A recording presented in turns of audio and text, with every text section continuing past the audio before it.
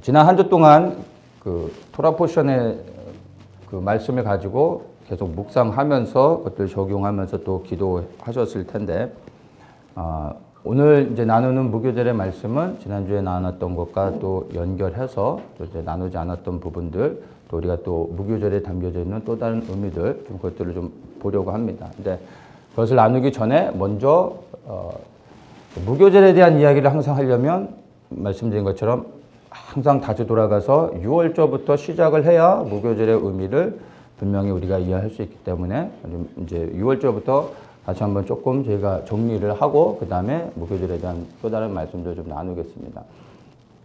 아시는 것처럼 하나님께서 애굽의 심판을 정하시고 이제 장자를 애굽 안에 있는 모든 장자를 죽이는 재앙을 내리시는데 히브리 민족도 예외는 아니었습니다. 왜냐하면 애굽 안에 살고 있었기 때문에.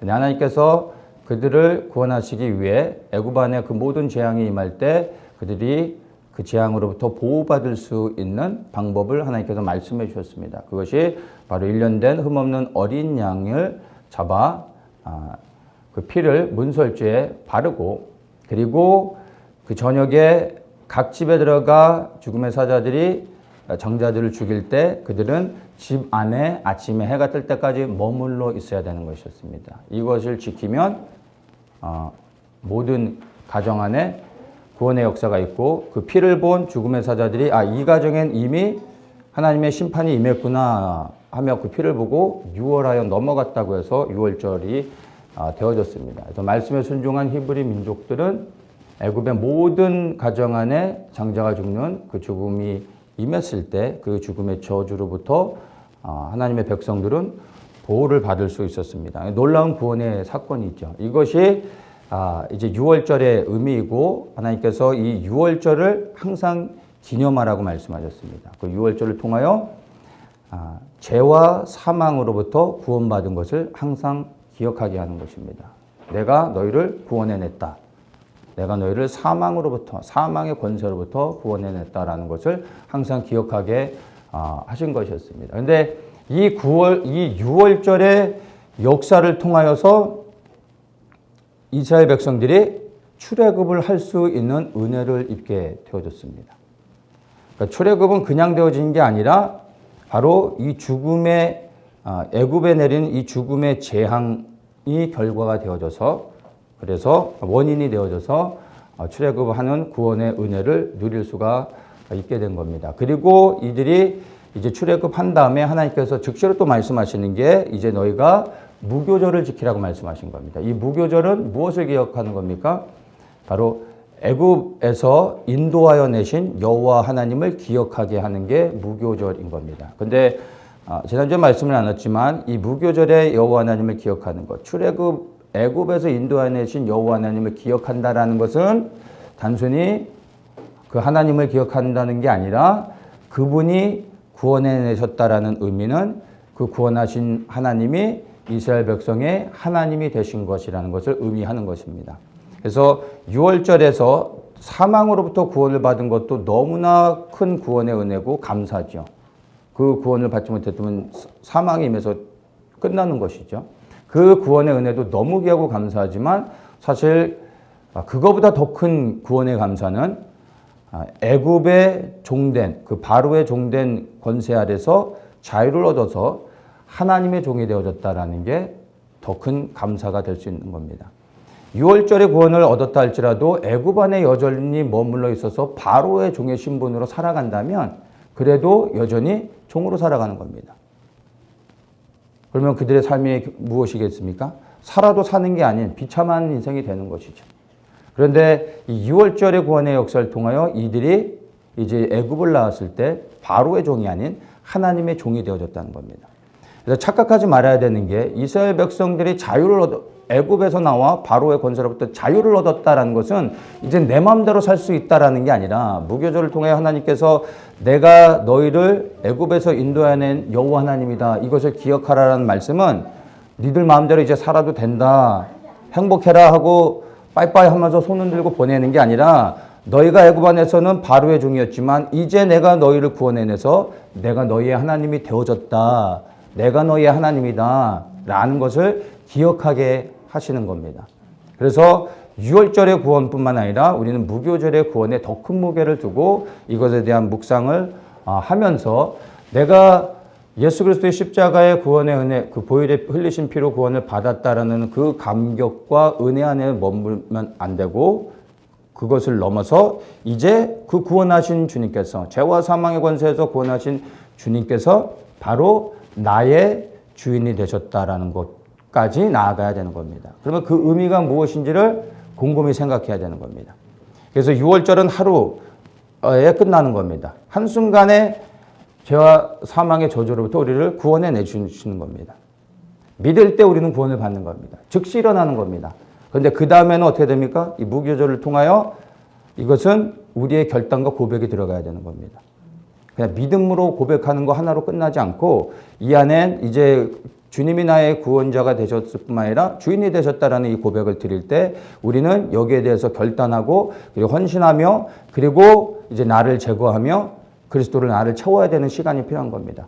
결단하는 즉시 우리가 그리스도를 위해 살아갈 수 있습니까? 우리가 예수 그리스도를 믿고 구원을 받아서 이제 그리스도인으로서 하나님의 백성으로서 예수 그리스도를 따르는 자들로서 결단하고 헌신하고 살아가지만 그게 제대로 됩니까? 안 되잖아요. 결단하고 고백하고 다짐하고 또 뭐 모든 걸 다 해도 근데 안 되잖아요. 자꾸 넘어지고. 그렇죠? 그래서 무교절의 이 7일 동안의 이 그 절기를 지키면서 누룩을 제거하고 그 다음에 이 무교병을 먹는 것, 이 안에 담겨진 의미를 우리가 그게 무엇인지를 곰곰이 생각했습니다. 네, 결단하고 헌신하는 것까지 부족하고 이것을 우리가 끊임없이 묵상하고 그리고 또다시 예수 그리스도의 나를 더욱더 채우며 그리고 이 과정이 끊임없이 주님 앞에 서는 그날까지 육신을 벗는 그날까지 이것이 계속 반복될 수밖에 없습니다. 이 과정을 통하여 우리가 이제 하나님의 부르심 앞에 서게 된다라는 것이 바로 이제 무교절 안에 담겨져 있는 그러한 의미라는 것을 우리가 보았습니다. 그래서 구원하신 하나님께서 그들에게 장자는 다 내 거다, 내게 대속해라라고 즉시로 요구하십니다. 그 요구는 무엇을 의미합니까? 바로 내가 너희의 생명을 주관하는 자다. 그러니까 내가 너희의 주인이 될 수 있다라는 것을 말씀하시는 거고 또한 내게 빈손으로 오지 마라. 예물을 갖고 와라 라고 요구하시는 겁니다. 바로의 권세 아래 있으면 그렇게 말씀 못 하시는 거죠. 애굽에서 구원해 내셨기 때문에 그들의 왕이 되셨기 때문에 이제 그들에게 이 재물을 요구하시는 게 아니라 내가 너희의 왕 되었다라는 것을 너희들이 이제는 그 재물을 드림으로 고백하게 하고 그 하나님 앞에 이제 하나님을 섬기는 자들로 나오게 하는 결단과 그들의 믿음의 행위를 보려고 하는 겁니다. 그래서 그런 것들을 즉시 요구하는 걸 볼 때 무교절이 담고 있는 의미가 얼마나 중요하고 큰지를 우리가 보았습니다. 근데 출애굽기 그 12장 말씀에 보면 하나님께서 이스라엘 백성들을 애굽에서 그러니까 그 6월절의 구원뿐만 아니라 애굽에서 인도하여 내 그들의 하나님이 되신 이유, 그 목적에 대해서 또한 우리가 살펴볼 것이 있습니다. 이스라엘 백성들을 애굽에서 구원하신 하나님의 목적이 12장 17절에 보면은 하나님께서 이스라엘 백성들을 향하여 하시는 말씀을 통하여 우리가 또다시 그들의 그 부르심이 무엇인지 왜 그들을 구원해 내셨는지를 알 수 있습니다. 17절에 이렇게 말합니다. 너희는 무교절을 지키라. 이날에 내가 너희 군대를 애굽 땅에서 인도하여 내셨습니다.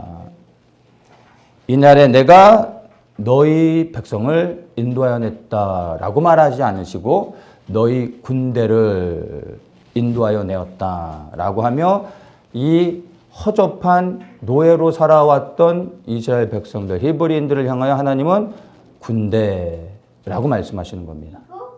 하나님이 잘 모르시는 거죠, 사실. 그렇죠? 이들이 군대입니까? 전혀 아니죠. 평생 하는 거라고는 뭐 벽돌 짓고 돌 날르고 뭐 이런 거 외에는 창이나 한번 제대로 잡아봤겠습니까? 뭐 전술을 압니까? 대형을 갖출 줄 압니까? 예, 아무것도 싸우는 거에 대해서는 전혀 모르는 사람들입니다. 그런데 하나님은 이들을 향하여 너희 군대, 여호와의 군대라고 부르고 계시다는 겁니다. 근데 하나님이 이렇게 부르셨을 때 이들의 상황과 형편을 보면 전혀 아니죠. 하나님이 실수하신 겁니다. 잘 모르시는 거죠. 근데 결국은 어떻게 되어졌습니까? 이들이 진짜 군대가 되어졌어요. 출애굽하자마자 아말렉이 그들을 공격할 때 이 아주 거칠은 이 아말렉 족속, 광야에서 살아가는 이 거친 아말렉 족속과 싸워 이깁니다. 자기들도 싸우고도 막 놀랐을 거예요. 그리고 나서 가나안에 들어가서 가나안에 누가 기다리고 있으면 그 땅을 정복해야 되는데 그 가나안에 난다긴다 하는 싸움 좀 한다는 아주 잔인한 이방 족속들은 다 가나안에 살고 있었어요. 근데 하나같이 다 점령하죠. 진짜 군대가 돼서 다 승리를 해버립니다. 결국엔 하나님의 말씀대로 군대가 되어졌다는 것을 우리가 볼 수가 있습니다. 이걸 통해 이스라엘 백성들을 하나님께서 왜 구원해 내셨는지를 분명히 아는 겁니다. 무엇 때문에요? 그들의 하나님의 군대를 삼아서 하나님의 나라를 하나님이 정한 그 땅에 하나님의 나라를 세우기 위해서 군대를 불어내신 겁니다. 그리고 진짜 군대가 되게 하셨다는 겁니다. 그래서 우리의 정체성은요, 우리 스스로 찾아가는 게 아닙니다. 우리 스스로가 만들어가는 게 아닙니다. 세상은 우리에게 긍정적인 생각을 주고 막 이렇게 어떤 스스로에게 이제 마인드 컨트롤 같이 이제 막 좋은 얘기를 하게 하고 축복하게 하고 그리고 또 이제 다른 사람들이 나를 부르는 것에 많은 사람들이 또 이렇게 집중하고 거기에 막 이렇게 영향을 받고 그러는데 정말 하나님과의 관계가 깊은 사람, 영적으로 성숙한 사람은 여러분 나의 정체성을 내 스스로 만들지 않고 그리고 다른 사람이 나를 부르는 것에서 나의 정체성을 찾지 않습니다. 우리 그리스도인들의 정체성은 하나님이 예수님이 나를 뭐라고 부르시느냐에서 찾아가는 겁니다. 주님께서 너는 바보야 하면 심각해지는 겁니다. 이거는 죄를 회개하면서 하나님 앞에 다시 나아가야 됩니다. 그런데 주님께서 우리에게 너는 군사다라고 말씀하시면 여기 딱 보면 아닌데요, 잘못 보셨는데요 이러면 안 되고 그걸 믿음으로 취해야 되는 겁니다. 그럴 때 실제로 그렇게 되어질 수 있는 겁니다. 그래서 다른 사람들이 나를 뭐라고 부르는지 여러분 전혀 신경 쓸 것도 없습니다. 그래서 열등감이 많은 사람들 그리고 교만한 사람들 다 똑같은 거예요. 나의 정체성을 하나님으로부터 찾지 않고 다른 사람을 통하여 내 스스로 만들어 가려고 하는 거예요. 그래서 정말 주님과의 깊은 교제가 있는 사람은요, 자유합니다. 누가 나를 저주해도 그냥 웃으면서 넘어갈 수 있어요. 전혀 영향받지 않을 수 있는 겁니다. 여러분, 나는 이런 건강한 자아를 갖기 원하고, 그런데 그 건강한 그리스도 안에서의 그 건강한 교제를 통하여 주님이 나를 뭐라고 부르고 계신지를 여러분 반드시 분별하고 또 드릴 수 있어야 하는 것입니다. 그래서 다른 사람이 나를 부르는 것에 여러분 영향받지 마시고 주님이 지금 나를 뭐라고 부르고 계신가를 우리가 고민해 봐야 됩니다. 하나님의 군대를 삼아 가나안 땅을 정복하고 거기에 하나님의 나라를 이스라엘이라는 민족을 통해 세우기 위해서, 그래서 열방의 이스라엘이 빛이 되고 그 빛을 통하여 이방의 모든 민족들을 구원하기 위해 하나님께서 군대로 삼아주셨다는 겁니다. 그러면 이 이스라엘 백성을 통하여 우리가 분명히 알 수 있는 것은 이 땅에 살아가는 모든 그리스도인들 또한 사실은 동일한 부르심이 있다는 겁니다. 우리가 뭐 이스라엘이 되겠다라는 게 아니라 이 땅에 그리스도인으로 살아간다는 것은 동일한 겁니다. 다시 오실 예수 그리스도께서 이 땅에 하나님의 왕국을 세우기 위해 그 길을 예비하는 그리스도의 군사들이 일어나야 되는 겁니다. 그래서 이 시대에 예수 그리스도를 믿는 모든 사람들은 이 동일한 군사의 부르심을 갖고 있는 겁니다. 다 군사로 부르시는 겁니다. 그래서 이 부르심 가운데 나아가 이제 이 땅에 그리스도의 나라가 임할 수 있도록 그 길을 열어내는 일들을 해야 되는 겁니다. 그래서 모든 그리스도인들에게 이 거룩한 군사의 부르심이 있다라는 것을 여러분 믿으시고 이걸 믿음으로 취하여 우리가 군사로 준비되어야 하는 것입니다.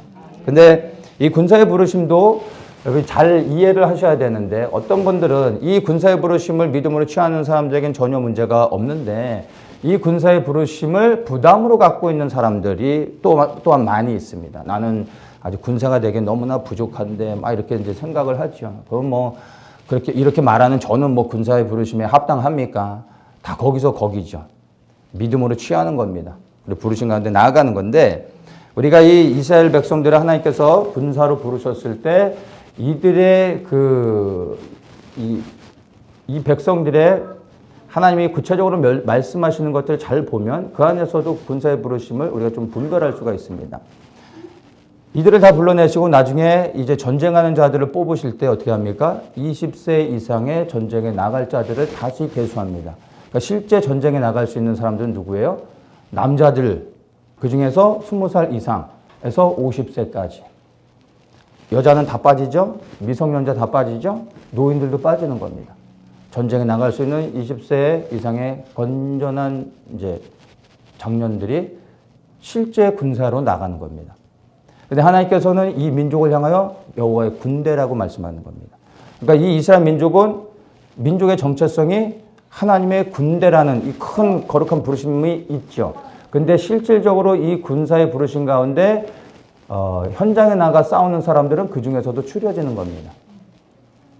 이와 마찬가지. 그리고 또 군사의 부르심 가운데서도 군사들의 역할이 다 있잖아요.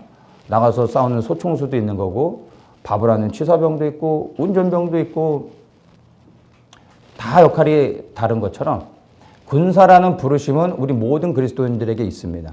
근데 역할은 서로 다르다는 겁니다. 그래서 더 처치라는 이제 하나님의 군대로서 우리를 이곳에 모아주셨고 이 모아주신 이 군대 안에서 우리가 각각 개개인이 가지고 있는 그 이제 자리에 서야 되는 포지션들은 서로 다른 겁니다. 그런데 내 것을 가지고 이것을 기준으로 삼아 다른 사람을 판단해서는 안 됩니다. 그래서 군대 안에는 보호되어져야 될, 이 이스라엘 백성들 보면 보호되어져야 될 이 어린아이들이 있고 여자들이 있고 노인들이 있었던 겁니다. 군사들이 이들을 보호하는 겁니다. 근데 그들 전체를 군대라고 부르는 거고 이러한 그 모든 사람들이 모여 있었기 때문에 20세 이상의 전쟁에 나가는 자들이 실제 전쟁이 있을 때 모든 걸 걸고 싸울 수가 있었습니다. 왜냐하면 지켜야 될 가족들이 공동체가 있었기 때문입니다. 그래서 우리 더처치 공동체에서도 그 부르심이 동일한 겁니다. 우리가 다 총을 들고 나가서 싸우는 자들이 아니라 이 중에 그런 사람들도 있지만 그러나 이 중에 또한 보호되어져야 될 사람도 있다는 겁니다. 그 보호되어져야 될 사람들이 잘 훈련되어지고 양육되어지고 나면 나중에 군사의 부르심 가운데도 나아갈 수 있는 겁니다. 어떤 사람은 우리가 끝까지 지켜줘야 되는 사람들도 있는 겁니다.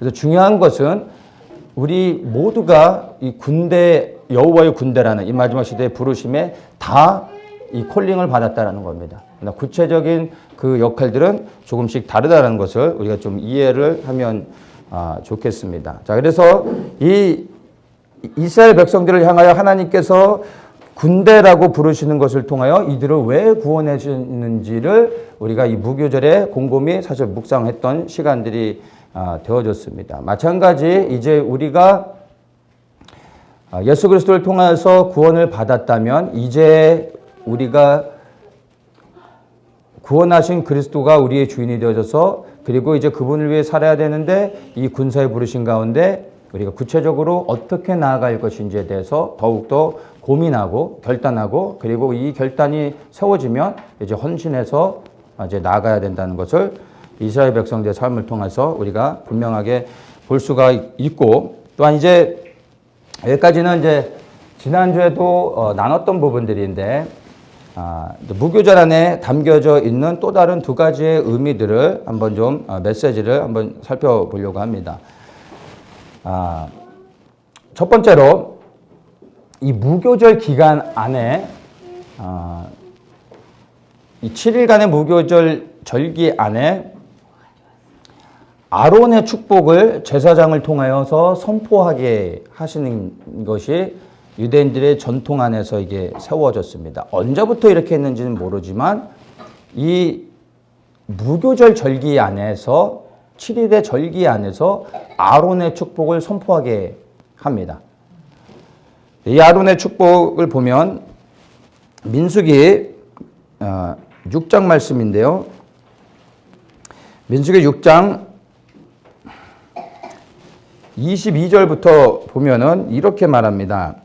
여호와께서 모세에게 일러 가라사대 아론과 그 아들들에게 고하여 이르기를 너희는 이스라엘 자손을 위하여 이렇게 축복하여 이르되 여호와는 내게 복을 주시고 너를 지키시기를 원하며 여호와는 그 얼굴로 내게 비추사 은혜 베푸시기를 원하며 여호와는 그 얼굴을 내게로 향하여 드사 평강 주시기를 원하노라 할지니라 하라.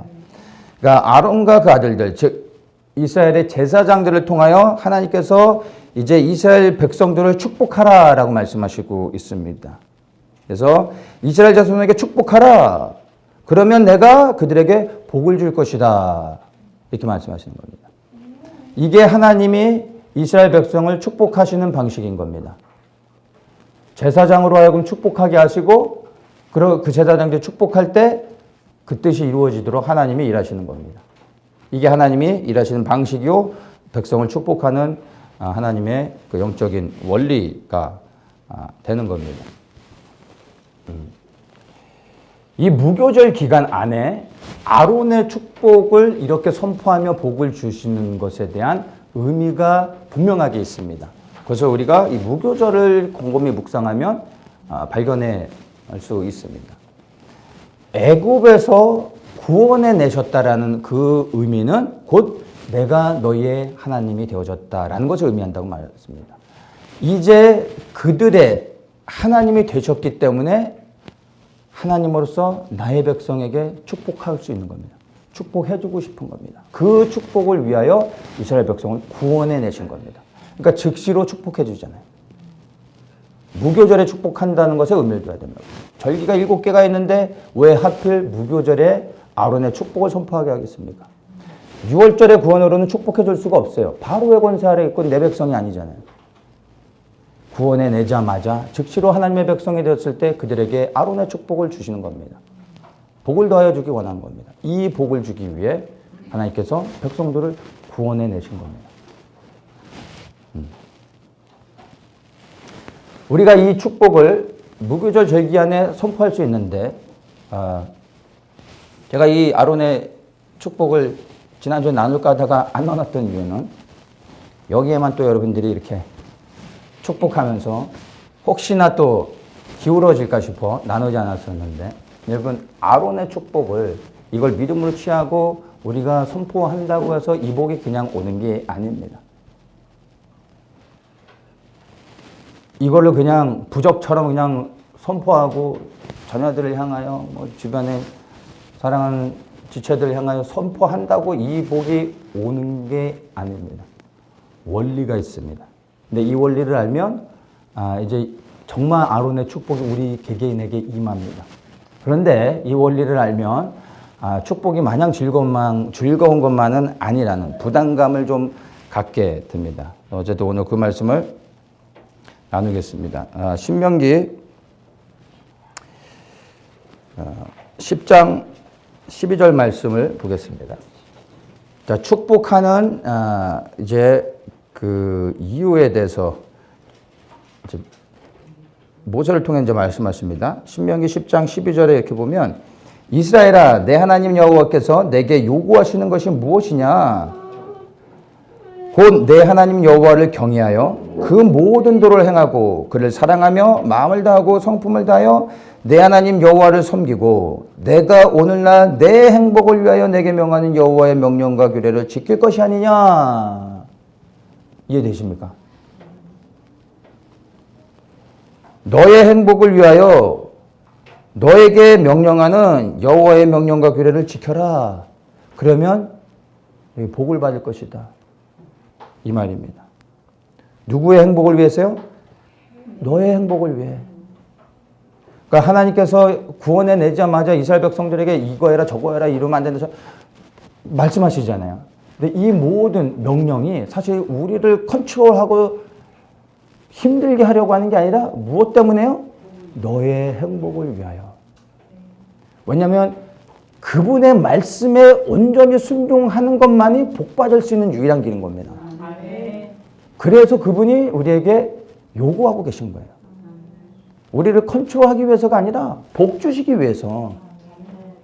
그래서 아론의 축복은 선포한다고 되는 게 아니라 이 근본적 이 배경이 무엇이 있습니까? 말씀에 순종하는 거예요. 그 말씀에 순종하는 자들이 이 아론의 축복을 믿음으로 선포할 때 그 복이 임할 수 있는 겁니다. 근데 선포가 중요한 게 아니라 선포도 해야죠. 말해야 됩니다. 말이고 영이고 생명이잖아요. 예수의 이름으로 선포하는 게 너무나 중요한 겁니다. 선포해야 하나님이 복 주시는 겁니다. 그런데 선포만 한다고 되는 게 아니라 선포보다 더 중요한 게 무엇입니까? 말씀에 순종하며 살아가고 있어야 된다는 겁니다. 이게 안 되고 아무리 선포만 해도 예수를 우상으로 십자가를 부적으로 사용하는 것밖에 안 되는 겁니다. 하나님의 말씀이 부적이 되어지는 겁니다. 이게 정말 중요한 겁니다. 그러면서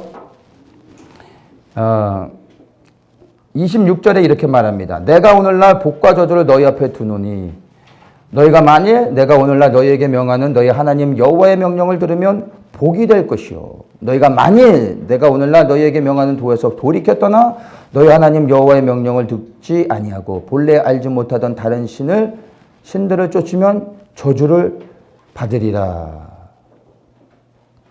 저주를 받으리라. 하나님의 아론의 축복을 명하셨는데 아론의 축복 속에 담겨져 있는, 말하지 않지만 거기에 담겨져 있는 게 무엇입니까? 축복뿐만이 아니라 저주도 있다는 겁니다. 이 말씀에서 축복, 우리가 이제 이 메시지에서 발견할 수 있는 게 단어가 순종이라는 단어죠. 순종할 때 복을 더해 주시는 겁니다. 그런데 순종하지 않으면 어떻게 돼요? 저주가 임하는 거예요. 이게 아론의 축복 속에 담겨져 있는 메시지라는 겁니다. 하나님의 축복은 그냥 마냥 기다리고 있으면 자연적으로 오는 것이 아니라는 겁니다. 순종해야 되는 겁니다. 그리고 선포하는 겁니다. 그렇지 않으면 어떻게 해요? 저주가 임하는 겁니다. 그러니까 이 아론의 축복은 선포해서 복이 오면 좋고 아니면 말고 이게 아니라 가만히 들어보면 이게 뭡니까? 우리 앞에 복과 저주를 넣는 겁니다. 사망과 화를 앞에 놓은 겁니다. 선택이라는 겁니다. 축복을 받지 못하면 결국은 뭐예요? 저주를 받게 되는 거예요. 둘 중에 하나라는 거예요. 하나님의 축복을 받아야 되겠습니까? 말아야 되겠습니까? 받아야만 되는 겁니다. 받지 않으면 저주예요. 하나님에게는 명확합니다. 천국 아니면 지옥인 겁니다. 100% 주님께 순종하며 살든지 아니면 내 마음대로 살고 지옥에 가든지 둘 중에 하나입니다.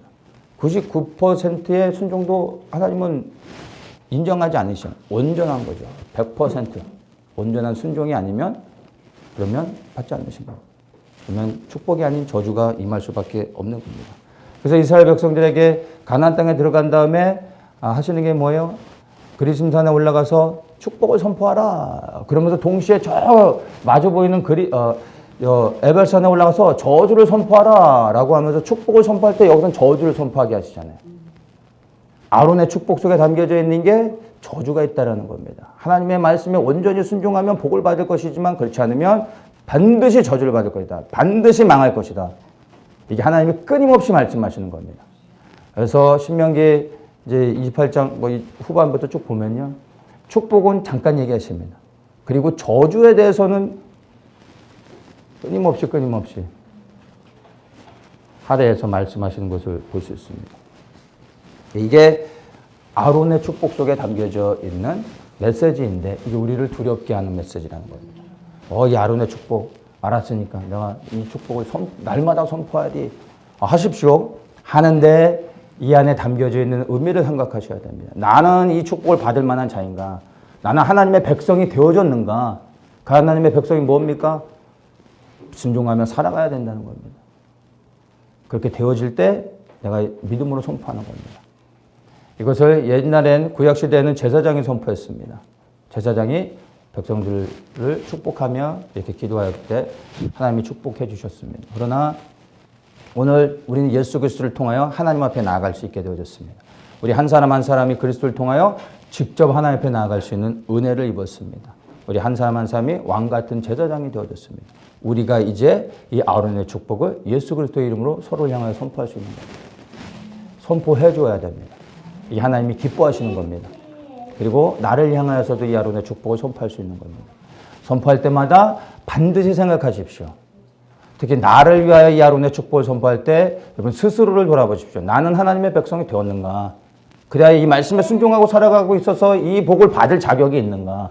이 축복을 선포하기 전에 돌아보시고 아니라면 돌이켜 회개하십시오.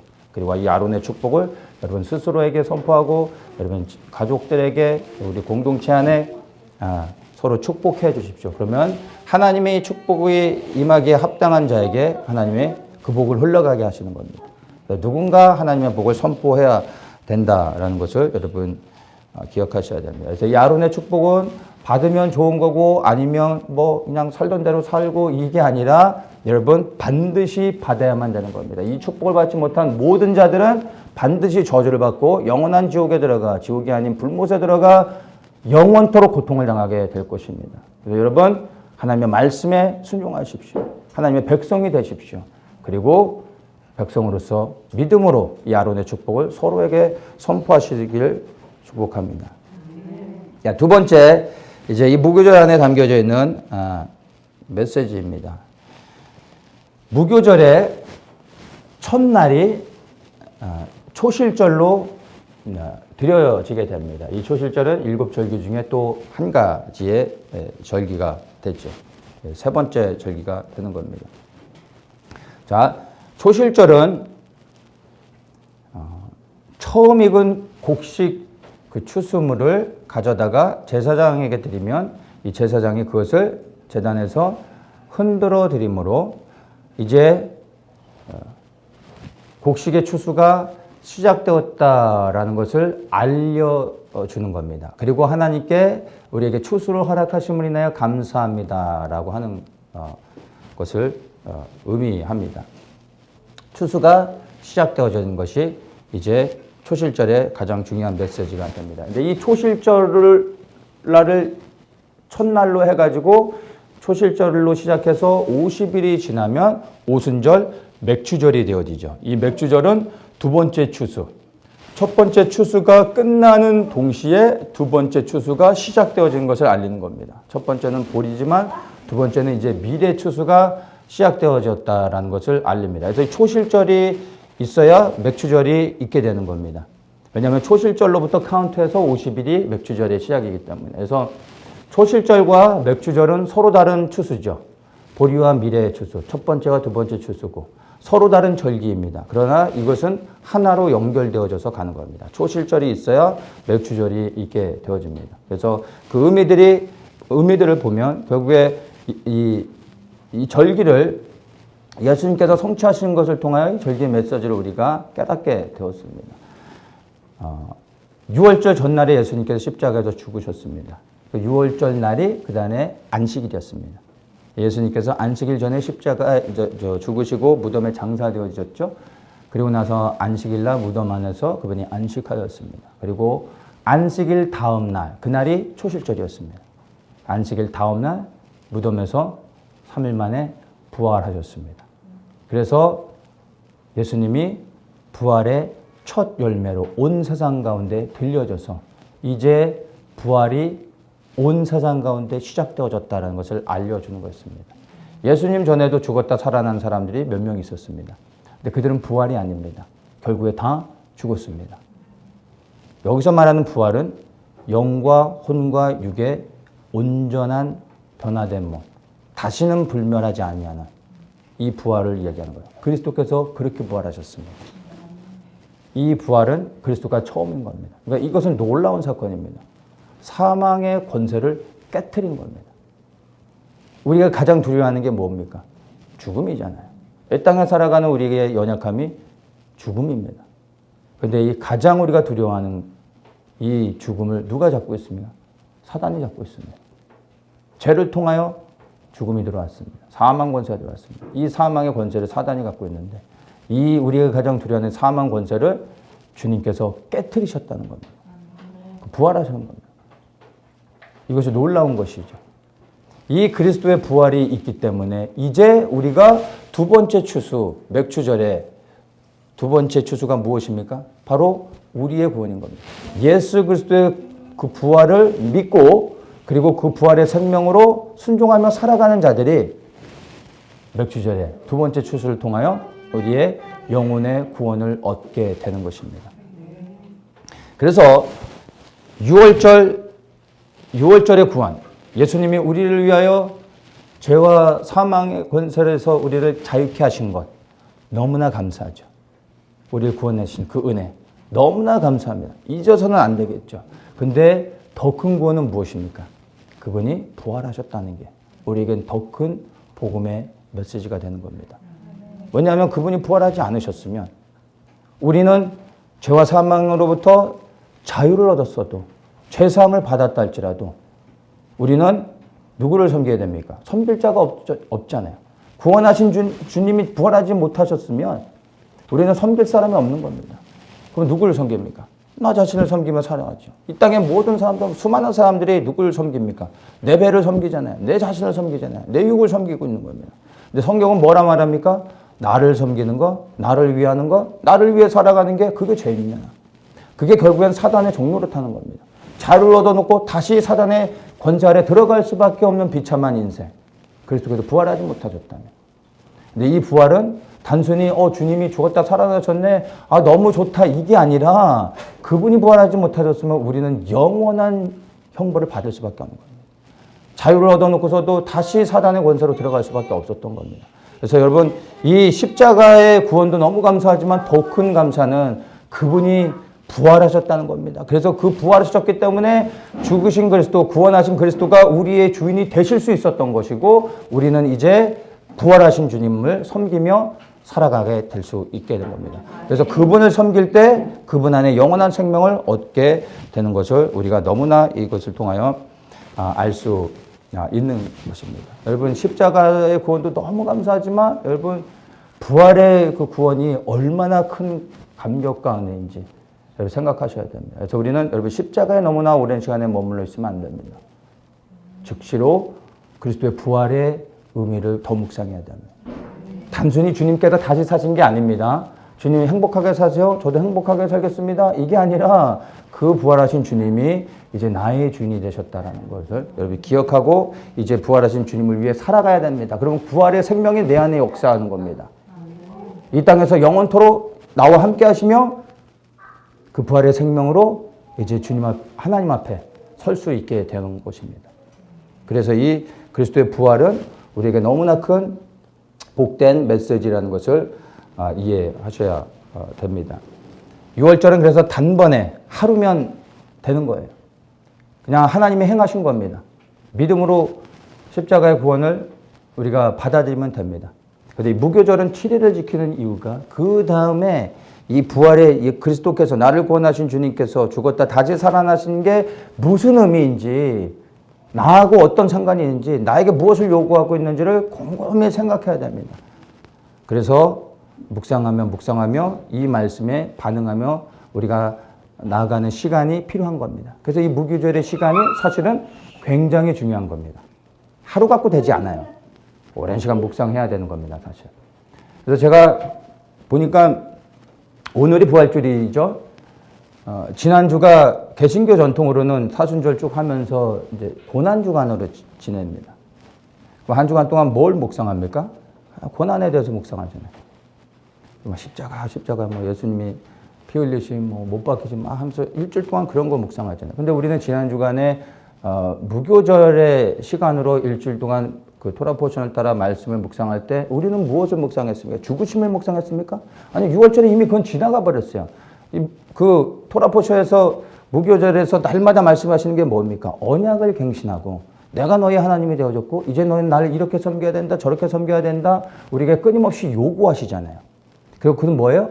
결단하고 헌신하고 이제 내가 주님을 어떻게 섬길 것인가에 대해서 다시 한번 내 자신을 돌아보게 되고 하나님과의 관계 안에서 내가 어떠한 존재인지를 묵상하게 되잖아요. 이것이 사실은 중요한 겁니다. 그래서 고난주간에 나누는 이렇게 묵상하는 것과 무교절에 나누는 묵상은 완전히 다른 겁니다. 어디에 더 머물러 있어야 되겠습니까? 말씀드린 것처럼 여러분 십자가는 하루면 됩니다. 절대 잊어서는 안 되는 것이죠. 그러나 오래 머물러서는 안 되는 것입니다. 많은 사람들이 십자가 얘기하고 그리고 또 막 눈물을 짜내고 뭐 감성팔이하고 아무리 여러분이 십자가를 묵상하면서 눈물을 많이 흘리고 주님의 그 은혜가 귀하다고 하고 고백한다 할지라도 여러분 십자가에서 그 다음으로 나가지 않으면 아무 소용없습니다. 여러분 십자가의 은혜에 감사해서 눈물 흘리고 뭐 하나님 감사합니다 하고 나서 그 다음 날부터 무교절의 시간을 통하여 하나님 앞에 삶을 헌신하지 않고 그 다음에 살던 대로 여전히 살아가고 나를 위해 산다면 십자가를 묵상하며 여러분이 고민하고 눈물 흘리고 통곡한데 그게 무슨 의미가 있습니까?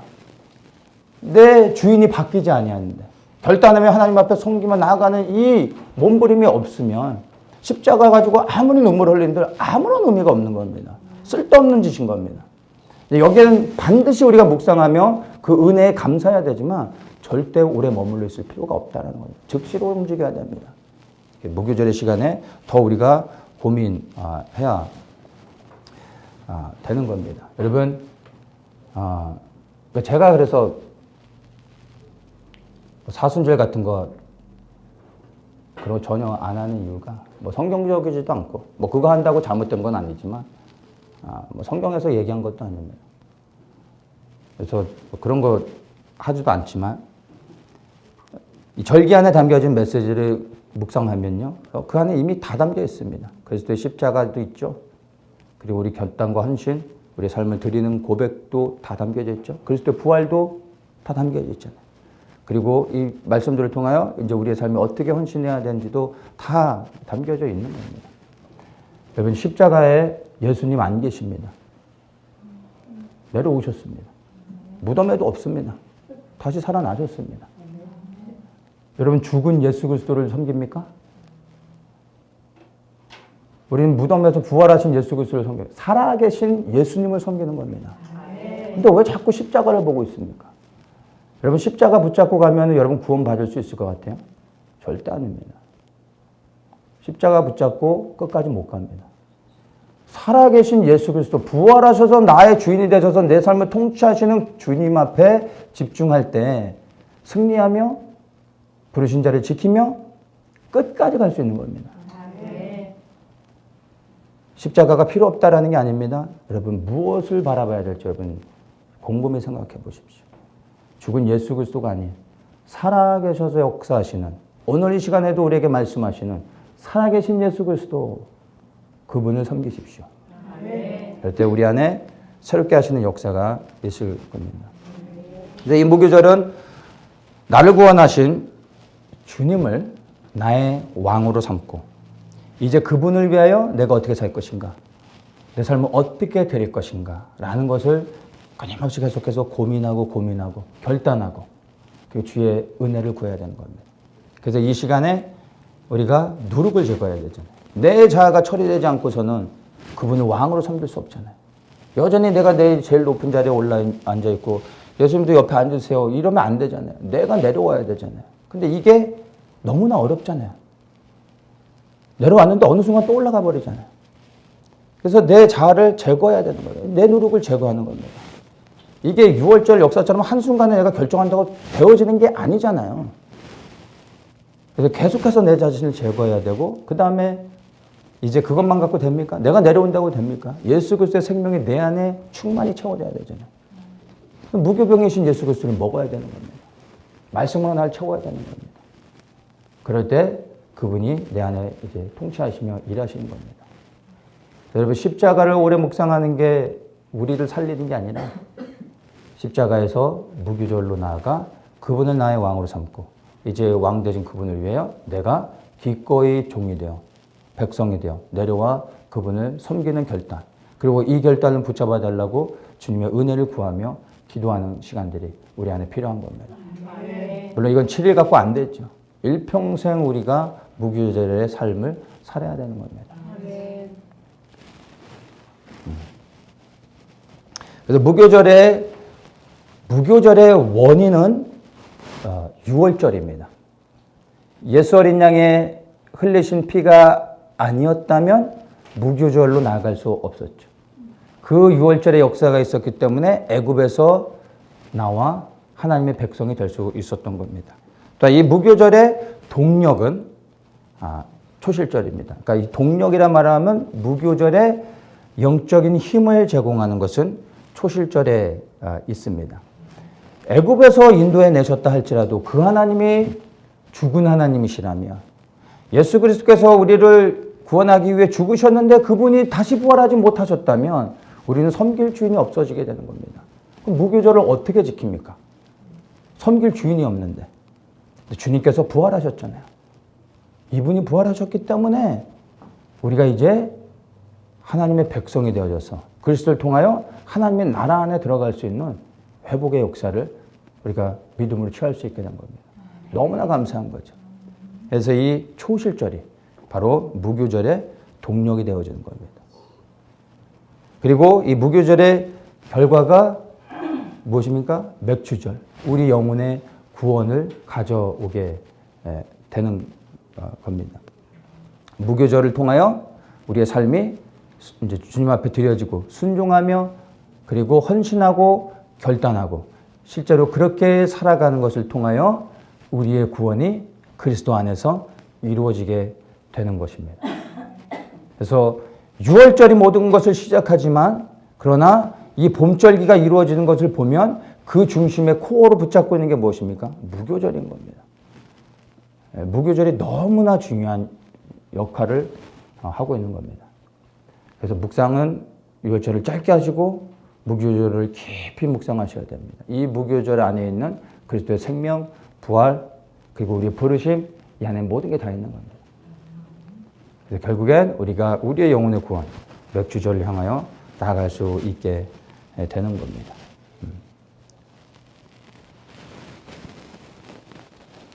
6월절과 무교절은 출애굽하면서 즉시로 지키게 하셨습니다. 그리고 즉시로 지킬 수 있었습니다. 그런데 초실절은 가나안 땅에 들어간 이후로 지키라고 하셨습니다. 그리고 그렇게 할 수밖에 없었습니다. 광야에서는 초실절을 지킬래도 지킬 수가 없죠. 땅이 없는데, 농사를 지을 수 없는데 어떻게 초실절을 지킵니까? 그래서 이스라엘 백성들이 6월절과 무교절은 광야에서도 지켰습니다. 초실절은 가나안 땅에 들어가 그 땅을 정복하고 그 땅에 씨를 뿌리고 이제 추수가 시작되어지면서 그들이 초실절을 지킬 수 있었고 초실절을 시작으로 해요. 맥주절도 지킬 수 있게 되어졌습니다. 이것이 굉장히 중요합니다. 때로는 우리가 광야에 머물러 있는 걸 좋아합니다. 때로는 우리가 광야로 나가야 된다고 말하죠. 왜냐하면 광야에 하나님이 계시니까. 그곳에 가면 하나님의 음성을 들을 수 있기 때문에. 때로는 우리가 광야에 있는 시간들이 필요합니다. 때로는 하나님이 광야로 우리를 부르시기도 합니다. 그래서 그곳에서 하나님을 새롭게 만날 때 너무 좋아서 막 광야가 너무 좋아서 광야에 머물러 있으려고 하는 사람들이 많이 있습니다. 광야도 하나님을 새롭게 만나고 그분의 음성을 듣고 인도하심을 받을 수 있는 복된 장소인 건 사실이지만 여러분 잘 아셔야 됩니다. 광야에서는 추수를 할 수 없다는 겁니다. 잠시 머물 수 있는 곳은 되지만 영원히 머물러서는 안 되는 곳입니다. 추수할 수 없습니다. 광야에서 일어나 요단을 건너 가나안 땅에 들어가 그 땅에서 전쟁하고 싸워서 땅을 정복해야 됩니다. 땅을 정복해야 그 다음에 씨를 뿌리며 농사를 지을 수 있는 겁니다. 그래서 나아가야 된다는 겁니다.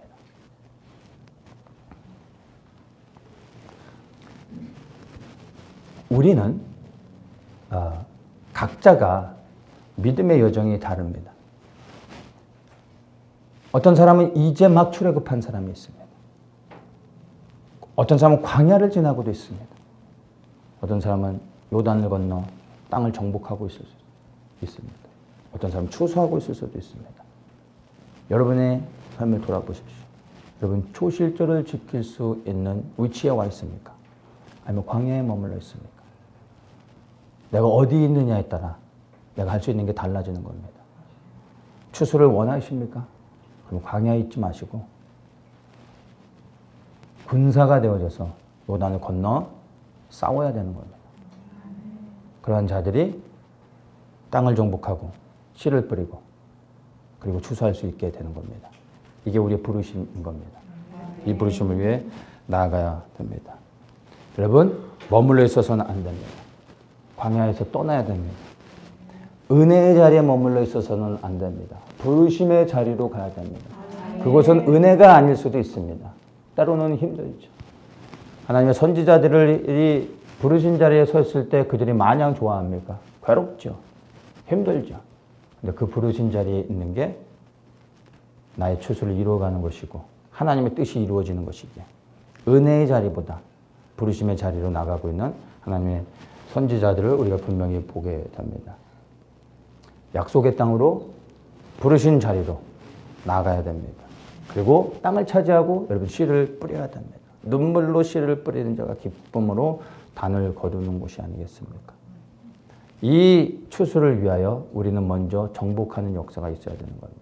이 땅에 그리스도의 나라가 이루어지기 위하여 누군가 군사가 되어 땅을 정복하며 싸우며 이 땅에 그리스도의 빛이 임할 수 있도록 해야 되지 않겠습니까?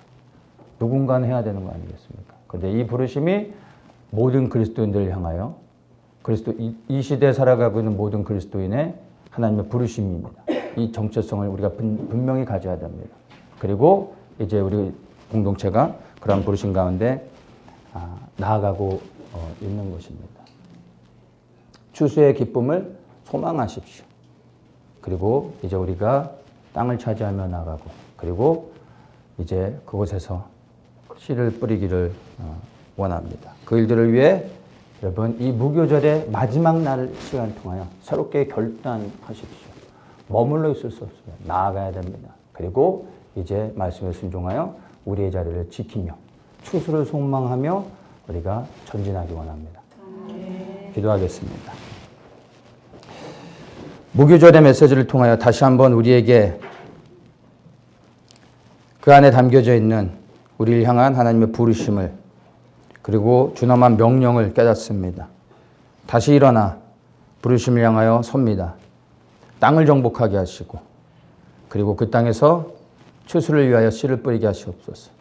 그리고 하나님의 영광을 위하여 주님 열매 맺게 하여 주시옵소서. 수많은 영혼들이 이 땅에서 그리스도를 알게 하시고 그리스도께 나오게 하여 주시며 그 생명들이 각자 있는 모든 곳에서 그리스도의 빛을 발하게 하시옵소서. 온 열방이 예수 그리스도의 빛으로 충만하게 될 때까지 주님 우리가 그 빛의 사명을 감당하며 부르심을 향하여 끊임없이 전진하는 저희들 되게 하시옵소서. 예수 그리스도의 이름으로 기도합니다. 아멘.